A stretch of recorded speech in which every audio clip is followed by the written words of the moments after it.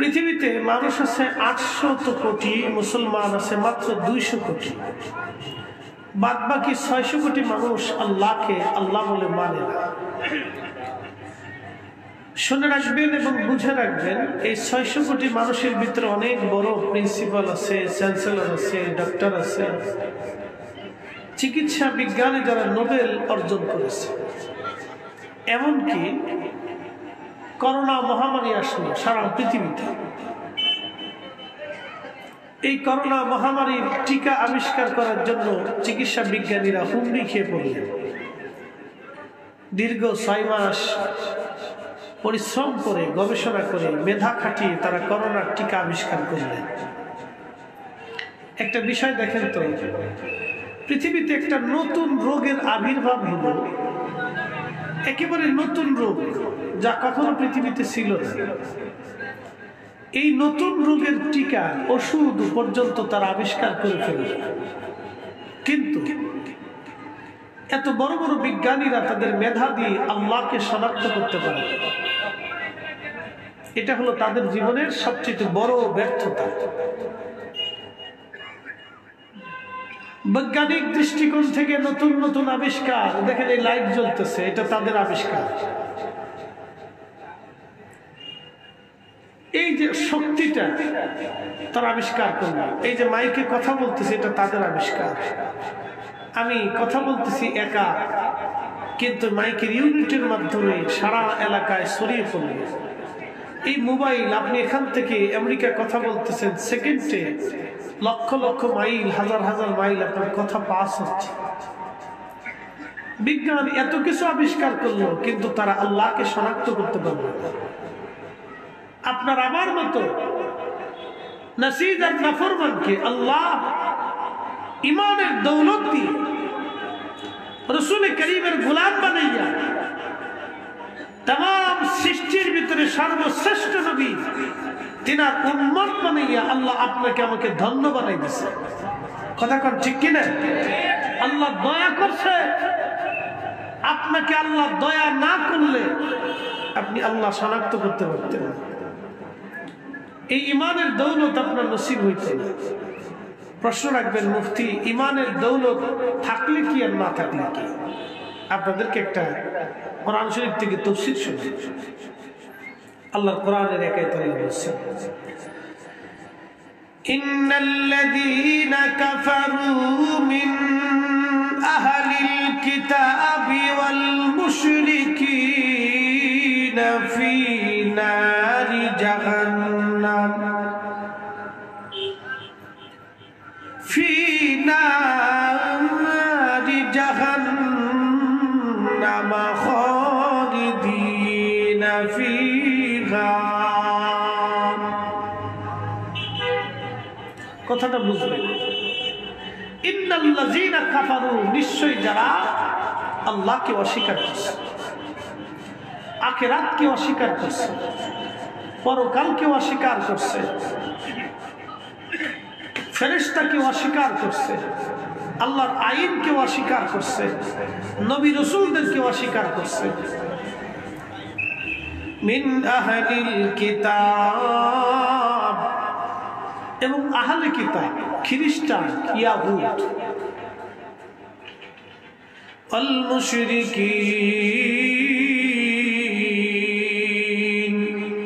মূর্তি পূজা, গাছ পূজা, মাছ পূজা, পাথর পূজা, এই সমস্ত শিরকিতে যারা লিপ্ত, ফী নারি জাহান্নাম খালিদিনা ফীহা, তারা ওই জাহান্নামের ভিতরে চিরদিন অবস্থান করবে। কোনদিন ওই জাহান্নাম থেকে তারা কখনো বের হইতে পারবে না। কোনদিন ওই জাহান্নাম থেকে আর তারা বের হইতে পারবে না। চিরদিন তারা জাহান্নামে অবস্থান করতে থাকবে, যেটা শুরু হবে আর কোনদিন শেষ হবে না। আপনি ভাবতেই আপনার শরীরের শিহরি উঠবে, পশম দাঁড়িয়ে যাবে। কি করে সম্ভব? আহা আবাদুন আবাদা, চিরদিন এক জীবনের জন্য। আজকে আমাদের এই মসজিদের কমিটির একজন সদস্য, তিনি চলে গেলেন। চিরদিন আখিরাতের জন্য তিনি আজকে চলে গেলেন, আর কখনো সে ফিরে আসবে না।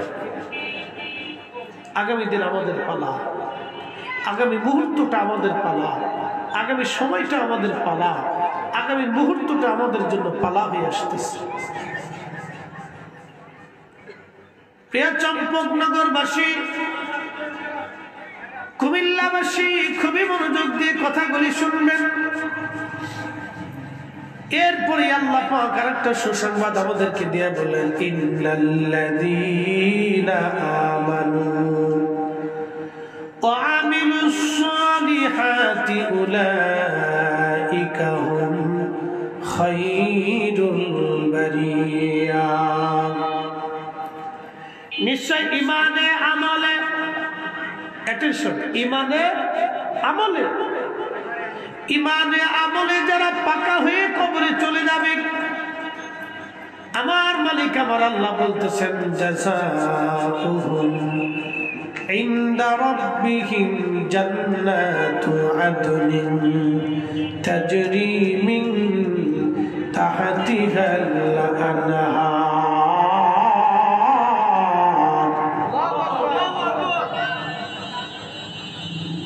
চম্পকনগরবাসী, মাইকের আওয়াজ যত দূরে যায়, মা বোনেরাও আপনারা ঘর থেকে আমাদের কথা শোনেন, দোকান থেকে যারা আমার কথা শোনেন, নিশ্চয় ইমানে আমলে যারা পাকা হয়ে কবরে যাবে, তা ইমান কেমন ইমান? ইমান আনতে হবে আহলে সুন্নাতুল জামাত অনুযায়ী। খাজা বাবা আজমেরি যে আকীদা। আচ্ছা, আপনাদেরকে একটা প্রশ্ন করি, আজকে জবাব দিলে। আমাদের এই কয়দিন আগে এক বেয়াদব মুস্তাকে রাসূল, আল্লাহর দুশমন, মুসলমানের দুশমন, এই কাজ্জাব সে ওয়াজ করছে যে বরাতের রাত্রিবেলা মসজিদে থাকার চাইতে বেশ্যখানায় যাওয়া ভালো। এরা হচ্ছে মুরতাদ, এরা ইহুদি মোসাদের দালাল। কথা বলেন ঠিক কি না? এটা মোসাদের দালাল এবং মোসাদের সদস্য। ও বাংলাদেশে এই বুকে হাত পেতে নামাজ পড়ে আমার দেশে 8 টাকার তারাবি প্রতিষ্ঠিত করে মুসলমানের ভিতরে ফিতনা, ফাসাদ, অশান্তি, বিশৃঙ্খলা, মাতানৈক্য সৃষ্টি করে দিয়ে আমার ভাই ভাই মসজিদে ইমাম মুসল্লি, মুতল্লি কমিটি মুসল্লি, গ্রামে গ্রামে সন্তান পিতামাতার ভিতরে ভাইয়ের মধ্যে ধর্মীয় মতানৈক্য সৃষ্টি করে দিয়ে আমার দেশে যারা ফিতনা ছড়াচ্ছে সব ইহুদিদের দালাল। কথা বলেন ঠিক না বেটে? এগুলো থেকে আপনাদেরকে সতর্ক হতে হবে। ওর বিরুদ্ধে মামলা অলরেডি বাংলাদেশে অনেকগুলি চলতেছে। আজকে মামলা হয়েছে, আরো আজকে অনেকগুলি মামলা হচ্ছে। আমি অলরেডি ঢাকা জজ কোর্ট থেকে আরেকটা মামলা কমপ্লিট হয়ে গেছে আমাদের কয়েকজনের ইয়াতে, অ্যাডভোকেট পাটোয়ারি সাহেবের মাধ্যমে অলরেডি একটা মামলা, আলহামদুলিল্লাহ। একসাথে বলবেন না মারহাবা? তো এই মামলা সাক্ষীবাদী আমরা হইছি ইনশাআল্লাহ, মারহাবা বলবেন না আরেকটু জোরে? এরকম মামলা প্রত্যেকটা অঞ্চলে আমাদের করার দরকার। এগুলি সবকটা দুশ্মন, আল্লাহর দুশ্মন। কথা বলেন ঠিক কিনা?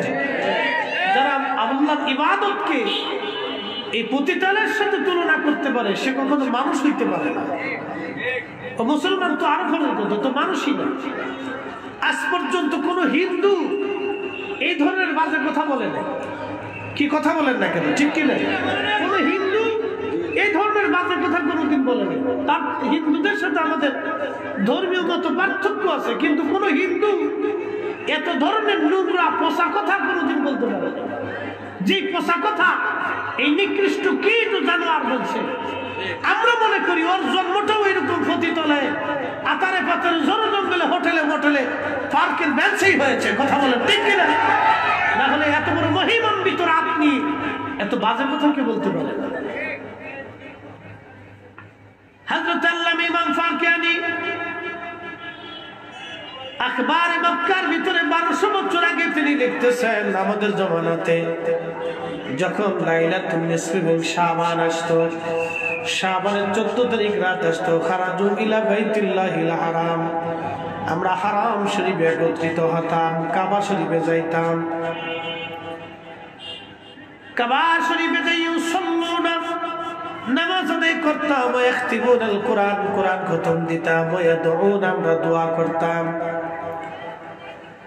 1400 বছর আগে থেকে রাসূলের জমানা থেকে বরাতের রাত্রিবেলা মসজিদে মুসলমান ইবাদত করা শুরু করলো। আজ 1400 বছর ধরে চালু আছে।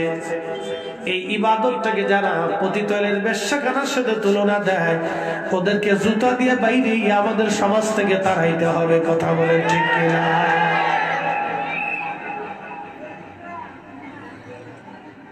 প্রিয় মুসলমান, ওরা বেদাতি। ওরা কি? সতর্ক করাটা আমাদের জন্য দায়িত্ব। ওরা বেদাতি। বেদাতি কিন্তু আমরা না, বেদাতি ওরা। কিভাবে আমি আপনাকে ব্যাখ্যা করে বুঝাচ্ছি। এই যে আল্লাহ বলছে ইন্নাল্লাযীনা আমানু, নিশ্চয়ই যারা ঈমানদার, ও আমিলুস সালিহাত, এবং নেক আমল করছে, উলাইকা হুম খায়রুল বারিয়া, तमाम সৃষ্টির মধ্যে তারা সেরা। একসাথে বলবেন না মারহাবা। সৃষ্টির মধ্যে তারা কি? সেরা। কোরআন বলতেছে তারা সেরা, আমি বলি না। সৃষ্টির মধ্যে তারা উত্তম, সৃষ্টির মধ্যে তারা উত্তম। কথাটা বুঝবেন। কোন বেদাতিকে কি আল্লাহ ওলি বানায়? আমার দিকে তাকাবেন। কোন বেদাতি নাফরমানকে কি আল্লাহ ওলি বানায়? কোন শিরকি এই কোন ব্যক্তিরে কি আল্লাহ ওলি বানায়? আমার রাসূল করিম সাল্লাল্লাহু আলাইহি সাল্লাম কি কোন বেদাতির সাথে স্বপ্ন দেখা দেয়? দেয় না, দেয় নাই, আর কোনদিন দিবে না। এই কথাটা মনে রাখবেন। আল্লাহর নবী সাচ্চা ঈমানদারের সাথে রাসূল করিম সাল্লাল্লাহু আলাইহি সাল্লাম দেখা দেন। পাক্কা ঈমানওয়ালার সাথে নবীজি স্বপ্ন দেখা দেন। এখন প্রশ্ন, ওরা যারা আজকে 8 টাকার তারাবি বানায়, খাজা বাবা আজমিরি আজ থেকে 1000 বছর আগে এদেশে আসছে। কথা ঠিক কিনা? ওনার ইতিহাস 1000 বছরের ইতিহাস। মনোযোগ দিয়ে। খাজা বাবা আজমিরি তিনি সেই ওলি যিনি একটা লুটার ভিতরে সমস্ত আনা সাগরের পানিকে একটা লুটার ভিতরে এনে তিনি দেখাইছিলেন। আনা সাগরটাকে তিনি খালি করেছিলেন। তিনি সেই ওলি যিনি আল্লাহকে সন্তুষ্ট করার জন্য আনা সাগরের পানি একটা লুটার ভিতরে আসলেন। তার অর্থ হচ্ছে আল্লাহর দরবারে ওনারা মকবুলিয়ত নিয়েছিলেন, কবুলিয়ত নিয়েছিলেন, সন্তুষ্টি নিয়েছিলেন, যার কারণে এত বড় নিয়ামত আল্লাহ ওনাদের হাতের মধ্যে দিয়েছিলেন। আচ্ছা, মনোযোগ দিয়ে। শাহজালাল ইয়ামানির আজ 750 বছরের ইতিহাস। উনি যখন আসলেন যাই নামাজ দিয়ে নদী পার হইলেন, উনার সেই ওলি আল্লাহর নিয়ামত এবং বরকত ওনাদের হাতে থাকার কারণে পানি ওনাদের বাধ্য হল, অনুগত হল। প্রিয় উপস্থিতি, আমার এই কথা বলার উদ্দেশ্য হল, খাজা বাবা আজমিরি যদি 1000 বছর আগে এদেশে 8 টাকার তারাবি চালু করতেন, শাহজালাল ইয়ামানি মুজাদ্দিদি 750 বছর আগে যদি এদেশে 8 টাকার তারাবি চালু করতেন, তাহলে এই বাংলা ভারতে, ওইদিকে দাতা গঞ্জে বখশ রহমতুল্লাহ যদি পাকিস্তানে 8 টাকার তারাবি চালু করতেন, তাহলে পাকিস্তানে, বাংলাদেশে, ভারতে, মায়ানমারে, ভুটানে, নেপালে, মালদ্বীপে, এই অঞ্চলগুলিতে অবশ্যই 8 টাকার তারাবি চালু থাকতো। 20 টাকার তারাবি চালু হতো না। উন্ডা যেহেতু 20 টাকা চালু করেছেন, আর উন্ডা 20 টাকা চালু করেছেন ওনাদের ইচ্ছাই না, নবীর তরিকায়, সাহাবীদের তরিকায়, খুলাফায়ে রাশিদিনের তরিকায়। অতএব আজকে যারা এত খুলাফায়ে রাশিদিন, ওমর, উসমান, আলী, সাহাবা আজমাইন রিদওয়ানুল্লাহি তাআলা আলাইহিম আজমাইন, 10,000 সাহাবী, এরকম হাজার হাজার সাহাবী, হাজার হাজার তাবী, উলামায়ে মুজতাহিদিন, মুতাকাদ্দিমিন, সালফে সালেহিন, আউলিয়া, আতকিয়া, নুজাবা, নুকাবা, উলামা, ফুদালাদেরকে বৃদ্ধাঙ্গুলি দেখিয়ে মসজিদে যারা 8 টাকার তারাবি চালু করেছে, ওরাই হচ্ছে বর্তমান সময়ের নিকৃষ্ট বেদাতি। বেদাতি, বেদাতি। কথা বলেন ঠিক না বেটা? বেদাতিকে আমরা না, ওরা, ওরা নিকৃষ্ট বেদাতি, নিকৃষ্ট বেদাতি, নিকৃষ্ট বেদাতি। প্রিয় মুসলমান, খুবই কথাগুলি মনোযোগ দিবেন। বলে হুজুর, ঈমান কেন আহলে সুন্নাত ওয়াল জামাত অনুযায়ী আনবো কেন? আমি বোঝাচ্ছি আপনাদেরকে। আল্লাহ বলেন, ইন্নাল্লাযীনা আমানু, তোমরা ঈমান আনো। এই ঈমানটা আহলে সুন্নাত ওয়াল জামাত অনুযায়ী কেন হবে? কোরআন বলতেছে, ইয়াউমা তাবিয়াদ্দু উজুহুন ওয়া তাসওয়াদ্দু উজুহুন ফাআম্মাল্লাযীনা সুওয়াদ্দাত উজুহুহুম। আল্লাহ পাক বললেন, কিয়ামতের ময়দানে একদল মানুষের চেহারা থাকবে উজ্জ্বল, দেখলে তারা বোঝা যাবে আল্লাহর জান্নাতি, নূরের মিম্বরে, নূরের চেহারায় আরশে মুআল্লার নিচে তারা বসে থাকবে। ওই মেশরের মাঠে সেই দিন আল্লাহর আরশে মুআল্লার ছায়া ছাড়া আর কোনো ছায়া থাকবে না। আল্লাহর আশ্রয় ছাড়া সেই দিন আর কোনো আশ্রয় হবে না। হাউজে কাউসারের পানি ছাড়া আর কোনো পানি সেই দিন থাকবে না। সেই কঠিন মেশরে আমার আল্লাহ হলো রব, আর আমাদের নবী হলো রাহমাতুল লিল আলামিন, রহমত। আল্লাহ হলেন রব, আমাদের নবী হলো রহমত। আল্লাহ হলো মালিক ইয়াউমিদ্দিন, আমাদের নবী হলো শাফিউল মুজনিবিন। খুবই মনোযোগ দিয়ে কথাগুলি শুনে যাবেন কুমিল্লাবাসী। সেই দিন চেহারা থাকবে উজ্জ্বল, দেখলে বোঝা যাবে তারা জান্নাতি। ইবনে আব্বাস রাদিয়াল্লাহু আনহুমা বলেন, ওহুম আহলুস সুন্নাতি ওয়াল জামাত। সেই মানুষগুলির নাম হচ্ছে আহলে সুন্নাত ওয়াল জামাত। সুন্নি মুসলমান কিয়ামতের ময়দানে তাদের চেহারা থাকবে উজ্জ্বল, দেখলে বোঝা যাবে তারা আল্লাহর জান্নাতি। একবার জোরে বলা যাবে কি মারহাবা। আমি বলিনি, কোরআন বলতেছে। এই বক্তব্য আমার না, আল্লাহর কালামের বক্তব্য, আল্লাহর জবানের বক্তব্য, কুদরতি জবানের বক্তব্য। এটা আমার না, এটা আল্লাহ। আল্লাহ রাব্বুল আলামিন বললেন, ওয়া তাসওয়াদ্দু উজুহুম। আর একদল মানুষের চেহারা থাকবে মলিন, দেখলে বোঝা যাবে তারা জাহান্নামী। তারা মলিন হয়ে বসে থাকবে, তারা মলিন হয়ে বসে থাকবে। ইবনে আব্বাস বলেন, ওহুম আহলুল বিদআতি ওয়াল গুমরাহ। তারা হলো বেদাতি দল, তারা গুমরাহি দল। হযরত ইবনে আব্বাস রাদিয়াল্লাহু আনহু বলতেছেন, তারা হলো বেদাতি গুমরাহি দল। এখন প্রশ্ন করবেন, হুজুর বেদাতি কারা? সহিহ বুখারীর মধ্যে আসছে, আল্লাহর নবী কিয়ামতের ময়দানে, আল্লাহর নবী কিয়ামতের ময়দানে, কিয়ামত কায়েম হয়ে গেল, হাউজে কাউসারের মালিকানা আল্লাহ আমার নবীকে দিয়ে দিলেন। আল্লাহর নবী হাউজে কাউসারের পানি পান করাইতে থাকবেন। এক পেয়ালা পানি যখন একজন বান্দাকে পান করানো হবে, জান্নাতে যাওয়ার আগ পর্যন্ত ওই কিয়ামতের ময়দানে তার পানির পিপাসার কথা মনে থাকবে না। একবার জোরে বলা যাবে কি আল্লাহু আকবার। এই হাউজে কাউসারের পানি দিয়ে নবীজি যখন ডেকে ডেকে ডেকে ডেকে ডেকে ডেকে পান করাবে, ঠিক তখনই একদল মানুষ দৌড়াইয়া আল্লাহ নবীর দিকে আসতে যাবে। এমন সময় মাঝখানে পর্দা পড়ে যাবে। আল্লাহ নবী বলেন, উম্মতি উম্মতের, আমার উম্মত আমার উম্মত। তখন ফেরেশতারা বলবে, ইয়া রাসূলুল্লাহ, ইয়া হাবিবাল্লাহ, আপনি তাদেরকে ডাকবেন না, কাছে আনবেন না। তারা আপনার ইন্তেকালের পরে নতুন নতুন মতবাদ চালু করেছিল, নতুন নতুন মতবাদ তারা চালু করে দিয়েছিল। হুজুর, আপনি তাদেরকে প্রশ্রয় দিয়েন না। আপনার ইন্তেকালের পরে এরা নতুন নতুন মতবাদ চালু করেছিল। আপনি যা করেন না এরা তাই করছিল, আপনি যা বলেন না এরা তাই বলছিল। আপনার যে আকীদা ছিল না সেটা তারা নতুন করে বানাইছিল।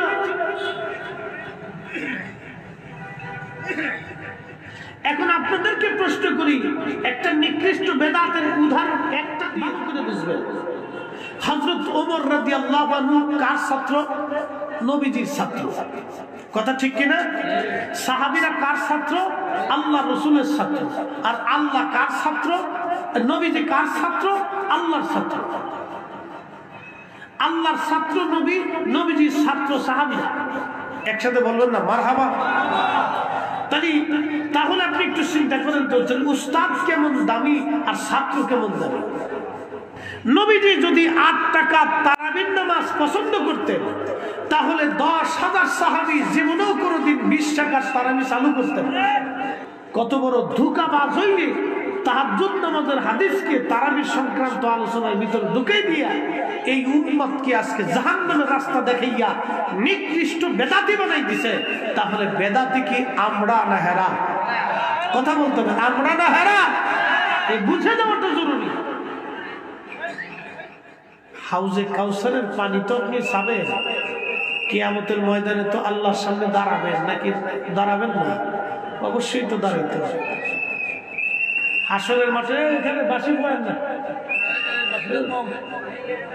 বাসি দেবেন, বাসি ইশারা ইশারা দিয়ে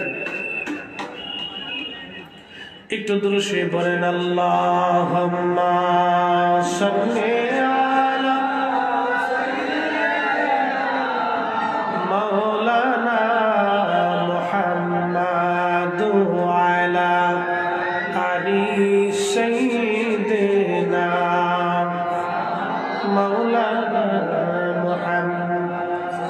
খুবই মনোযোগ দিয়ে কুমিল্লার মুসলমান কথাগুলি বুঝে যাওয়াটা আমাদের জন্য অত্যন্ত জরুরি।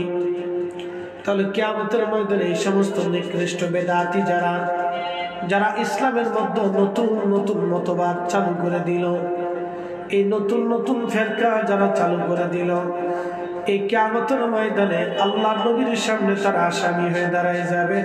হাউজে কাউসারের পানি তাদের নসিব হবে না। কথা বলেন ঠিক কিনা? প্রিয় উপস্থিতি, ওই কিয়ামতের ময়দানে তাদের চেহারা থাকবে মলিন। আল্লাহ পাক জিজ্ঞেস করবেন কি ব্যাপার? فَأَمَّا الَّذِينَ اسْوَدَّتْ وُجُوهُهُمْ, রে আমার বান্দারা, তোমাদের চেহারা আজকে মলিন কেন? কি জন্য তোমরা আজকে বসে আছো? আকাফারতুম বাদা ঈমানিকুম, তোমরা ঈমান আনার পরে বেঈমান হয়ে গেছো। ঈমান আনার পরে তোমরা বেঈমান হয়েছো। ঈমান আনার পরে তোমরা বেঈমান হয়েছিলা। ফাযুকুল আযাবা বিমা কুনতুম তাকফুরুন, তোমরা আজকে জাহান্নামে চলিয়া যাও।